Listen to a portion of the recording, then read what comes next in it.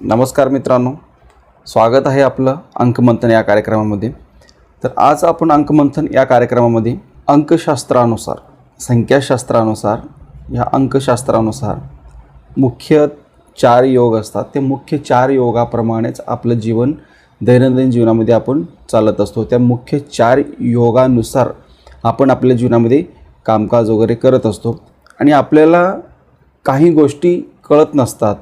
त्याच्यामुळे जीवनात काही अडचणी उद्भवतात, काही संकट निर्माण होतात.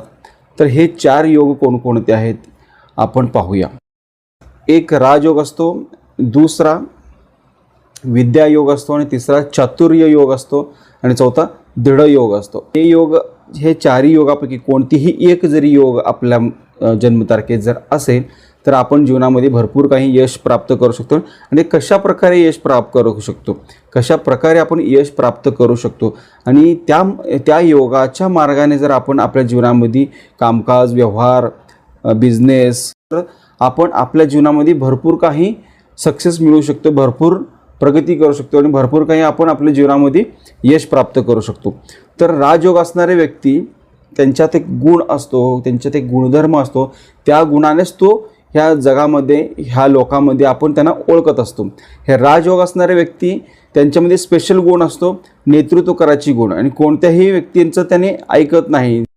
छोटं कुठल्याही कार्यात असू दे, एक बिझनेस असू दे, त्यामध्ये तो लिडरशिपची क्वालिटी दाखवतो, नेतृत्वाची गुण दाखवतो आणि धैर्य, त्याच्यामध्ये जास्त धैर्य असतो, एकदम डेअरिंगबाज असतो तो व्यक्ती. ते धैर्याने, डेअरिंगने करून कोणत्याही कामं करण्यास तो यशस्वी असतो आणि पुढाकार घेत असतो, कोणत्याही कामात पुढाकार घेत असतो आणि तो कोणत्याही कामामध्ये मुख्य म्हणून काम करायचे त्याच्यामध्ये जास्त प्रबळ इच्छा असतो. आणि दुसरा विद्यायोग. विद्यायोग हा लोकांना सांगण्याची जास्त कला असते ह्यांच्यामध्ये. कोणतीही त्यांनी शिकलेली एखादी गोष्ट असू दे, त्यांच्याकडे कोणतीही एक कला असू दे किंवा कोणतीही गोष्टीचं त्यांच्याकडे नॉलेज असू दे, कोणतीही विद्या त्यांच्याकडे असेल, त्या विद्याला प्रदर्शन करायची जास्त क्षमता ह्यांच्यामध्ये असतं. कोणत्याही कामाला, कोणत्याही त्यांच्याकडे असलेल्या विद्याला तो लोकांना दाखवण्यामध्ये, प्रदर्शन करण्यामध्ये एक्सपर्ट असतात. ते लोक जास्त एक्सपर्ट असतो. एखादा त्यांच्याकडे नॉलेज असेल, त्यांच्याकडे काही शिकलेलं शिक्षण असेल किंवा आपण त्यांना टीचरही म्हणू शकतो, गुरु म्हणू शकतो, त्यांच्याकडे हा विद्यायोग असतो.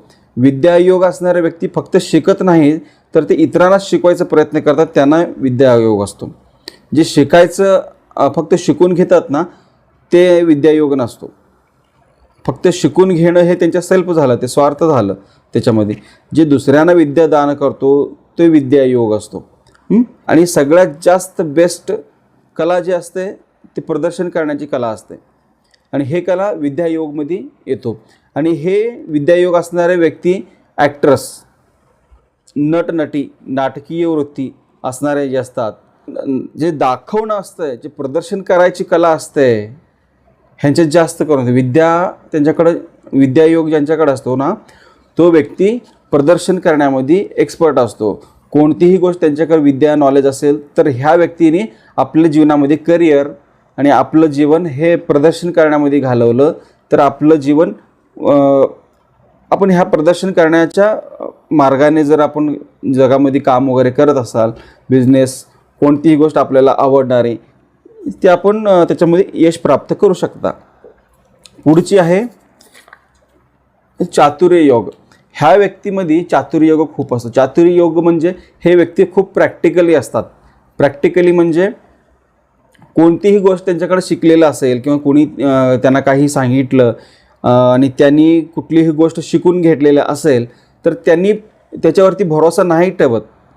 ते प्रत्यक्षात ती गोष्ट आणि ती सांगितलेली कोणतीही कृती असू दे किंवा काही असू दे, त्यांना प्रॅक्टिस करून पाहणे, मग नंतर त्याच्यावर विश्वास ठेवणे, हे लोकांचं व्यक्तिमत्व असं असतो ज्यांच्याकडे चातुर्य योग असतो. आणि हे चातुर्य योग असणारे व्यक्ती प्रॅक्टिकली असतात खूप.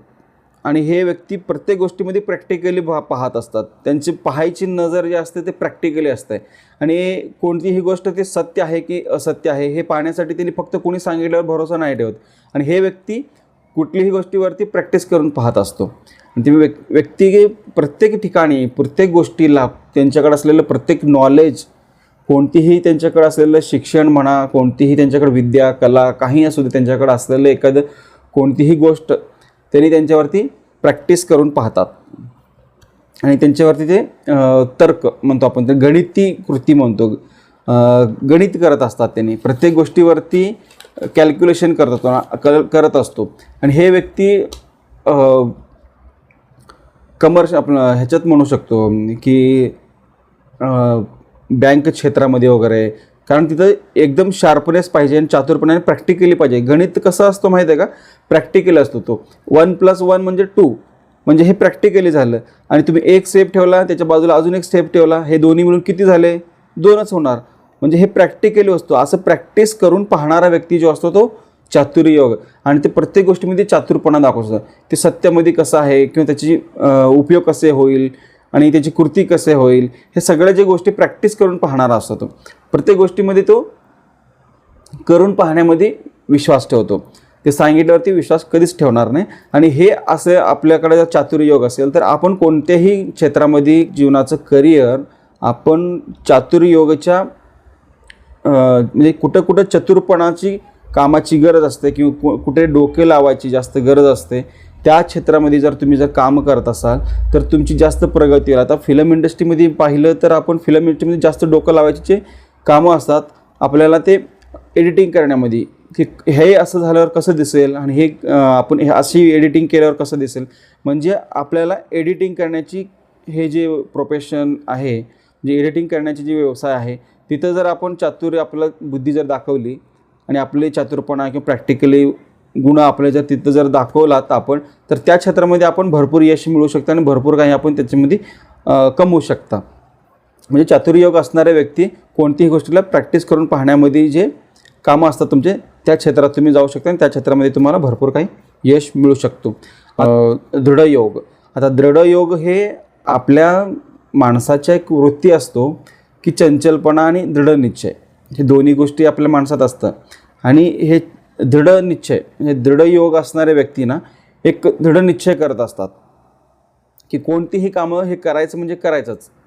जिद्दी व्यक्ती म्हणू शकतो आपण याला. म्हणजे हे जे व्यक्ती असतात दृढ योग असणाऱ्या योगांचे जे व्यक्ती असतात त्यांच्यामध्ये सर्व प्रकारचं नॉलेज असतो, पण ते प्रदर्शन करण्यामध्ये नसतात. त्यांच्याकडे दृढ निश्चय आहे. तू कसा आहे मला माहीत आहे, त्यांनी कसं आहे मला माहीत आहे, ते कोण आहे मला माहीत आहे.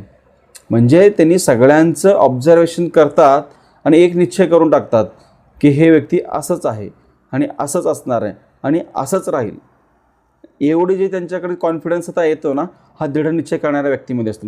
आणि हे व्यक्ती जास्त करून सायंटिस्ट असतात. कोणत्याही गोष्टीचं खोलपणे विचार करून आणि त्याच्यावरती प्रॅक्टिस प्रक्रिया सगळ्या काही जे गोष्टी करायच्या ते सगळं केल्यानंतर मग हे व्यक्ती आपल्याला कसं दिसतो, दृढ निश्चय. म्हणजे हे असंच आहे, हे असंच आहे. पण ते लोकांना सांगितलेलं नसतं की त्यांची जी कला आहे, त्यांची जी विचार आहे ते प्रदर्शनमध्ये केलेलं नसतं किंवा कोणाला काही सांगितलं नसतं की प्रॅक्टिस करतानाही त्यांनी कुठं आढळून येत नाही. पण त्यांचं सगळं काही हे दृढ निश्चय असतं, त्याच्या माइंडमध्ये असतं. आणि हे दृढ निश्चय व्यक्तीमध्ये आणि दृढ योग असणाऱ्या व्यक्तीमध्ये नॅचरली की ह्यांच्यात दैवी शक्ती असतात की ते प्रॅक्टिस करायच्या आधीच त्यांना माहीत असतं की हे असंच असणार. आत्मविश्वास आणि त्यांच्यात नैसर्गिक विचार असतात की हे असंच असणार आहे. आणि त्यांची फक्त कल्पना करूनच त्याने एवढे, आणि त्यांची कल्पनाशक्ती पण भरपूर चांगली असते त्यांची. फक्त लोकांच्या थोडंसं वेगळंसे वाटतं आपल्याला, कारण त्यांचं सारखं डोकं कुठं असतं, एका ठिकाणीच लागलेला असतो की हे कसं आहे ते कसं आहे. त्यांच्या संशोधनमध्ये लागलेला असतो, संशोधन वृत्तीचे असतात हे व्यक्ती. आणि ते सारखं जास्त करून संशोधन करण्यामध्ये स्वतःच्या माइंडमध्ये विचार करण्यात व्यस्त असतात. हे व्यक्ती एकदम दृढ निश्चित असतात. आणि हे एखाद्या वेळेस कुठलं तरी गोष्टीला जर निश्चय केले तर ते केल्याशिवाय राहणार नाही, हे दृढ निश्चय. आणि हे व्यक्ती कोणत्या क्षेत्रात काम करायला पाहिजे, कोणत्याही क्षेत्रामध्ये, कारण हे ऑलराऊंडर असतात.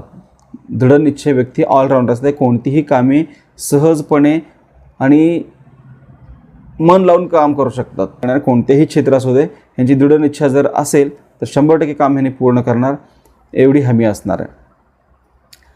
हे झाले 4 योगाचे विश्लेषण. हे 4 योग कोणत्या तारखेत असतात. तुम्हाला जर हे 4ही योगपैकी तुमच्यात कोणती योग असेल तर तुम्ही तुमच्या तारखेची जर विश्लेषण करून घ्यायचं असेल तुम्हाला की तुमच्या तारखेमध्ये काय काय योग आहेत आणि तुम्ही काय काय करू शकता किंवा तुमच्या योगमध्ये काय आहे, तुम्ही काय करू शकता आणि तुमच्या जीवनात काय चाललेलं आहे जे आहे. आणि तुम्ही आता सध्या मला हे कमेंट बॉक्समध्ये तुमच्या जन्मतारीख आणि तुमचा एखादा प्रश्न मांडा. मी पुढच्या व्हिडिओमध्ये तुमच्या प्रत्येक एकेकांचे मी तुमच्या जन्मतारखेत कोणती योग आहे आणि तुम्ही काय करू शकता आणि तुम्ही कसे आहेत काय नाही, तुमची कॅरेक्टर काय आहे, हे सगळं मी विश्लेषण करून एक एकट्यांचं सांगणार आहे.